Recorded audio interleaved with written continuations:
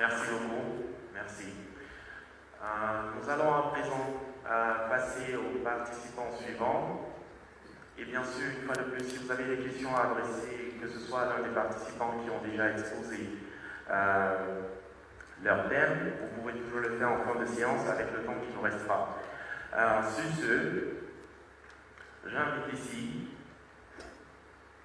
avec moi, M. Kenny Seba, président de l'ONG Urgence Panafricaniste. Merci.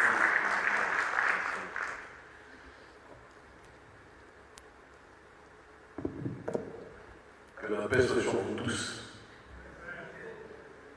C'est un honneur, un bonheur, un plaisir d'être sur ce bout de la planète, dans cette région, pour voir mes frères et sœurs malgaches qui vivent des conditions sociales, politiques, économiques, dramatiques, comme le reste de leurs frères et sœurs sur le continent africain et dans la diaspora.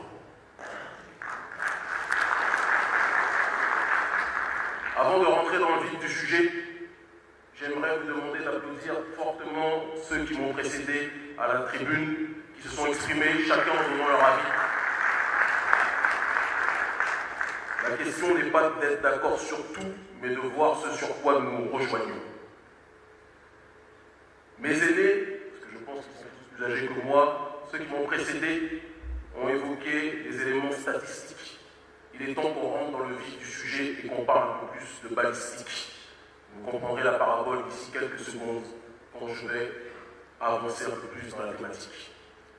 Le sujet d'aujourd'hui est l'héritage colonial et les infrastructures telles qu'elles sont aujourd'hui instaurées et de quelle manière nous pouvons aller vers le développement.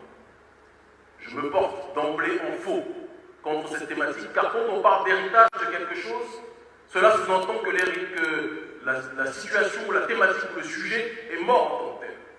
On nous parle d'héritage de la colonisation, mais est-ce que la colonisation est terminée en tant que telle? Je vous pose une question. Si on parle d'héritage de la colonisation, normalement la maladie devrait être morte et on verrait aujourd'hui ce que cela a engendré. Mais le problème est que nous vivons ce 21e siècle plus que jamais encore dans une situation coloniale et c'est un drame que nous devons être capables de pointer du doigt réellement. Il faut qu'on parle avec un langage de clarté.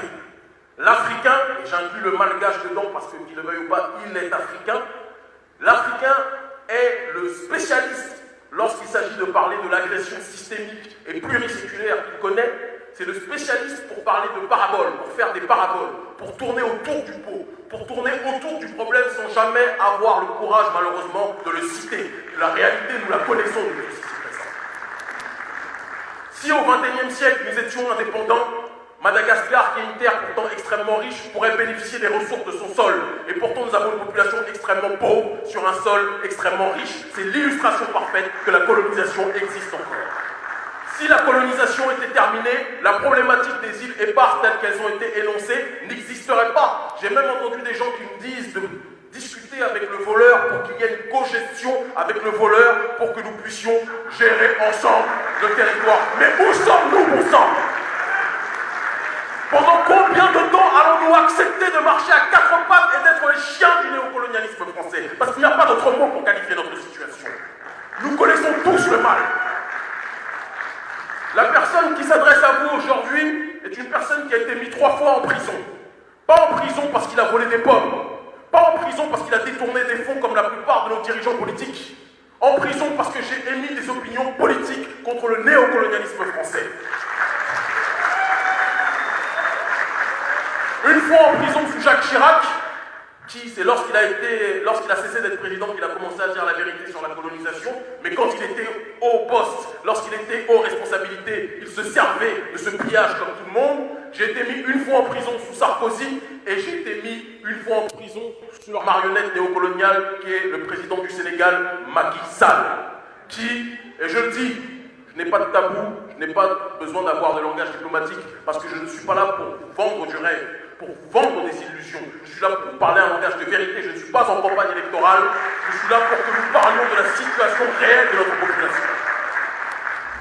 J'ai été mis en prison parce que comme la plupart des frères et sœurs vivent de cette jeunesse qui peuple, qui marche sur le sol africain et diasporique, je connais les affres du néocolonialisme. Je fais partie des gens, et nous faisons partie de cette génération qui ne peut pas comprendre qu'en ce XXIe siècle, nous voyons nos mères travailler, par exemple, pour produire du fromage de chèvre, pour produire du fromage, pour produire un certain nombre d'éléments, et cette production locale n'est jamais valorisée sur nos propres sols. Ce qui est valorisé en priorité, c'est la production française sur nos propres territoires. C'est quelque chose que notre génération ne peut pas comprendre. Nous ne pouvons pas comprendre que lorsque nous voulons faire du commerce avec nos voisins, il est plus difficile de faire du commerce avec nos frères naturels en ADN, naturels en origine, et il est beaucoup plus difficile de faire du commerce avec eux que faire du commerce avec la puissance coloniale française qui est pourtant à des milliers de kilomètres. Nous faisons partie des gens qui ne comprennent pas cette situation telle qu'elle. Et c'est pour cette raison que l'année dernière, nous nous sommes organisés de manière générationnelle, de manière transnationale, sur la problématique de la souveraineté africaine en ce début de XXIe siècle. Et pour la première fois depuis la période des indépendances, nous avons organisé dans tous les pays d'Afrique de la zone franc, il faut circonscrire cette réalité, et après je reviendrai sur Madagascar, qui étaient confrontés tous à un même problème, que Madagascar connaît aussi sous une diverse forme, qui est la France-Afrique. Quand on parle de France-Afrique, lorsque l'on veut suivre la dialectique telle qu'énoncée par Jacques Faucard, le conseiller de De Gaulle, qui était quelque part l'idéologue de ce courant, on a tendance à parler de néocolonialisme, mais je parle simplement, moi, d'un continuum colonial, d'un système colonial qui s'est adapté aux diverses évolutions de la vie en société. La France-Afrique a développé un système de prédation tripartitionnelle. Prédation sur le terrain politique, c'est-à-dire créer un système qui permet à l'oligarchie française de piller nos ressources naturelles tout en donnant l'aval aux élites locales de se servir dans les caisses de l'État tant qu'elles se taisent sur le pillage des nations occidentales. L'Afrique connaît ça et Madagascar, nous connaissons ça aussi. Et c'est la vérité. La plupart des gens qui aujourd'hui, sans manquer de respect, j'étais très touché par le discours, le propos du pasteur qui me paraît être un patriote, mais c'est la population qui choisira quelle est sa véritable vision à avoir. Mais je constate, lorsque j'entends la classe politique malgache, le même sentiment que j'ai lorsque j'entends la classe politique africaine de manière générale. La plupart des candidats sont des personnes qui se présentent aujourd'hui, sont des personnes qui se sont présentées il y a déjà très longtemps de cela. La plupart des candidats qui se présentent, on est dans une sorte d'entre-soi. Je ne vois quasiment aucun jeune qui se présente. Les jeunes sont mis de côté, les jeunes sont dans une situation de chômage, les jeunes sont ostracisés, et c'est toujours une partie de la population qui arrive aux affaires, qui gagne beaucoup d'argent et qui confond souvent la politique avec une possibilité de faire du business. Aujourd'hui, on se présente aux élections non pas pour servir le peuple, mais pour se servir sur le dos du peuple, et c'est ça le drame en réalité de nos systèmes politiques. Cette France-Afrique a développé un système qui fait en sorte que sur le terrain monétaire, et ça beaucoup plus particulièrement dans la zone franc, nous nous retrouvons dans une situation aujourd'hui où nous avons un système monétaire qui nous astreint à la résidence de la non-décision par rapport aux affaires de l'État. On dit toujours que main qui dirige économiquement sera la main qui dirige politiquement. Eh bien, dans la situation des pays d'Afrique de la zone franc, ce qui a poussé notre génération à agir, à se mobiliser, tient en 7 points.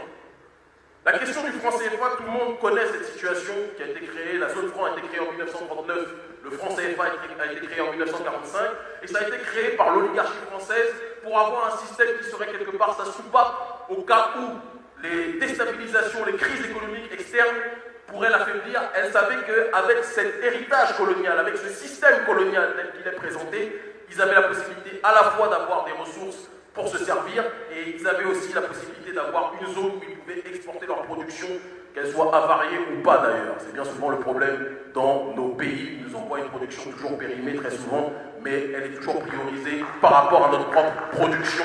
Et ceux qui consomment de temps en temps les produits français savent très bien de quoi je parle. Le franc CFA en tant que monnaie pose 7 problèmes centraux que j'ai énumérés et qui sont très synthétiques et qui permettront à chacun de comprendre exactement où nous allons et de quoi nous parlons. Le franc CFA et le système CFA entraînent un processus de faiblesse des échanges entre les différents pays de la zone franc. Un système de faiblesse systémique entre les nations de la zone franc comparativement aux nations, par exemple, dans l'Union européenne. 15% du taux d'échange entre entre les pays d'Afrique de la zone franc contre 60% au sein des pays de l'Union européenne. Pensez-vous que c'est un hasard? Non. Parce que depuis la période coloniale, tout a été fait structurellement pour que les Africains ne puissent pas échanger entre eux, mais doivent toujours, lorsqu'ils veulent échanger avec la puissance prédatrice en tant que telle. Ils vous disent que l'héritage colonial, quand la colonisation est terminée, qu'on est dans une autre sphère, mais la problématique économique et politique reste encore la même parce que nous avons toujours des difficultés pour échanger commercialement entre nous, mais nous avons des facilités lorsqu'il s'agit de se plier aux dictats économiques et commerciaux de la prétendue ancienne puissance coloniale. Le deuxième point, je suis obligé de parler du CFA pour revenir après à Madagascar et à l'Afrique en général, est que le CFA étant arrimé à l'euro, c'est une monnaie beaucoup trop forte pour les économies locales des pays d'Afrique de la zone franc. Cela anéantit tout espoir de compétitivité et d'ailleurs la balance commerciale des pays d'Afrique de la zone franc est déficitaire par rapport à bon nombre d'autres pays, à l'exception, il faut le préciser, de la Côte d'Ivoire. Le troisième point, c'est que les économies de la zone franc, à partir desquelles les banques rationnent en crédit et prêtent très peu, souffrent de sous-financement chronique. Et ça, c'est une parabole que l'on peut avoir avec la réalité de Madagascar. Sous-financement chronique, la responsabilité incombe à qui? À nos élites qui sont obsédées par la problématique liée à l'inflation, d'accord, mais qui ne s'occupent jamais de la problématique liée à la croissance économique. C'est un problème de fond, c'est un problème de vision, c'est un problème de compréhension des enjeux politiques, des enjeux économiques. Et le problème est que nos dirigeants, la plupart d'entre eux en tout cas, n'ont pas dans la sphère francophone une vision suffisamment dense pour pouvoir nous sortir justement de ce marasme.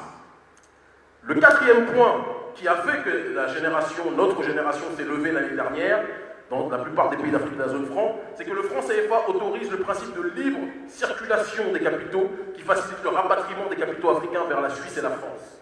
Ce système n'a pas été fait au hasard.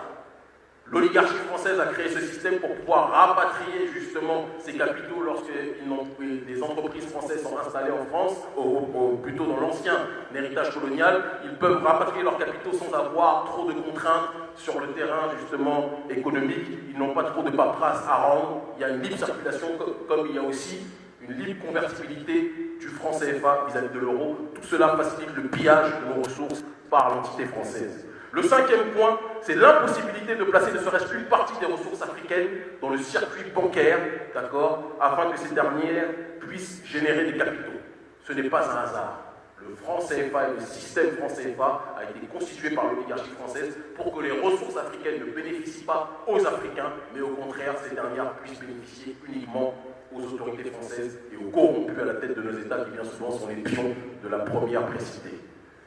Sixième point, et j'en ai bientôt terminé, il existe un scandale monumental dans la plupart des pays d'Afrique de la zone franc. Et je demande à chacun d'entre vous de prendre conscience de ce que je dis.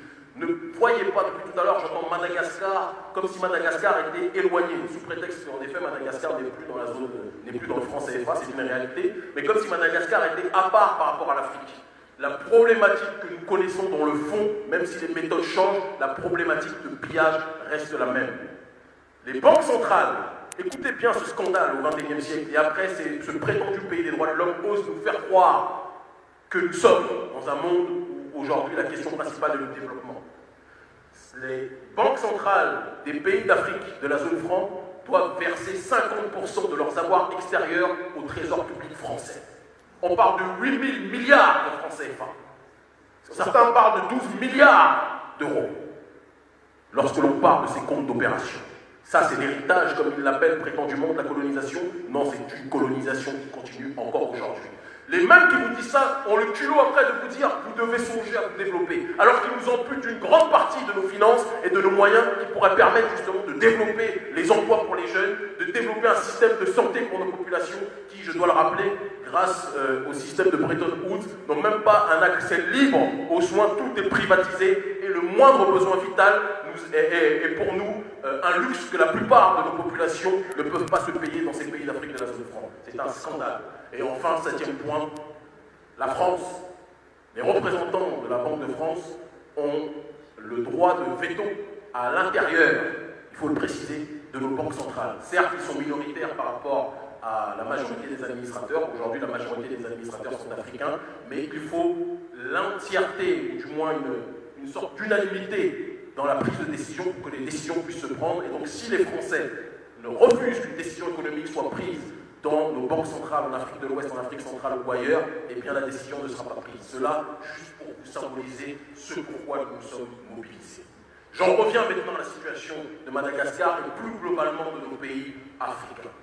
Ce qui s'est déroulé l'année dernière a été une mobilisation qui, pour la première fois de l'histoire, a poussé les autorités françaises depuis la période des indépendances à se prononcer sur la problématique de notre souveraineté. Pendant très longtemps, la France disait la colonisation s'est passée, De Gaulle vous a donné la colonisation. Ils vous disent, c'est le langage fleuri secret d'Emmanuel Macron, qu'aujourd'hui, nous sommes dans un monde nouveau, un monde de globalisation néolibérale, et il faut que chacun prenne sa chance.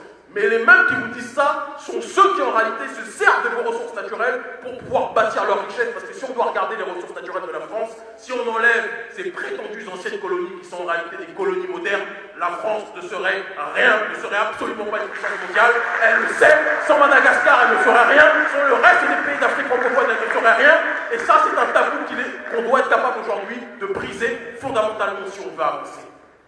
La France n'est puissance mondiale que parce que nos pays aujourd'hui sont asphyxiés, dépouillés, pillés par cette dernière. Mais la France n'existe aussi de la sorte que parce que nous avons des élites qui, sur le terrain de la corruption, sont les champions du monde en termes de détournement de fonds. C'est quelque chose aussi qu'on doit être capable de dire. Il y a un adage qui dit, je sais que je vais peut-être me faire des ennemis, mais je ne suis pas venu ici pour me faire des amis. Je suis venu pour dire la vérité, parler à mes frères et sœurs, où qu'ils soient, quel que soit le prix à payer. Il y a un adage qui dit une civilisation n'est détruite par l'extérieur que si elle est rongée de l'intérieur. Nos civilisations sont rongées de l'intérieur. On pourrait passer 1000 ans à parler de la France. On pourrait passer 1000 ans à parler du pillage de l'oligarchie occidentale. Mais il n'y aurait pas de pillage s'il n'y avait pas des dirigeants, des oligarques dans nos pays qui ouvrent les marchés à l'extérieur au lieu de prioriser la sphère intérieure. Nous devons être capables de le dire aussi. Alors, quand vient maintenant la question des solutions, la jeunesse, l'organisation non gouvernementale que je représente, l'urgence panafricaniste, a trouvé une solution extrêmement simple, pragmatique, basique, et qui tient en un seul adage. Ce que les élites africaines ne font pas pour le peuple doit le faire lui-même. Il est temps d'arrêter de toujours systématiquement compter sur des dirigeants politiques qui sont issus d'un système politique complètement vérolé, complètement vicié pour exister. Nous n'avons pas la chance, comme certains pays anti-impérialistes ou anti-oligarchiques occidentales qui existent aux quatre coins du monde. On a la Russie a la chance d'avoir un président comme Poutine qui ne se laisse dicter sa voix par personne. Il y a des pays, l'Iran est un pays qui ne se laisse marcher dessus par personne. La Chine est un pays qui ne se laisse marcher dessus par personne parce qu'ils ont des dirigeants qui ont la compréhension et le sens de la responsabilité d'État. Mais nous n'avons pas cette chance. Peut-être que nous l'aurons prochainement lors des prochaines élections. Mais en attendant, la meilleure façon de ne pas être déçu, c'est que le citoyen africain reprenne sa véritable responsabilité. Nous avons identifié un ennemi. L'ennemi a une double facette. Il a une facette noire et une facette blanche. Le pire ennemi de nous autres, c'est ce système de corruption endémique dans nos rangs. Et les citoyens doivent être capables de densifier la société civile pour faire en sorte que la malgouvernance, que la corruption, que les détournements de fonds soient sanctionnés par le peuple si nos dirigeants ne prennent pas leurs responsabilités réellement.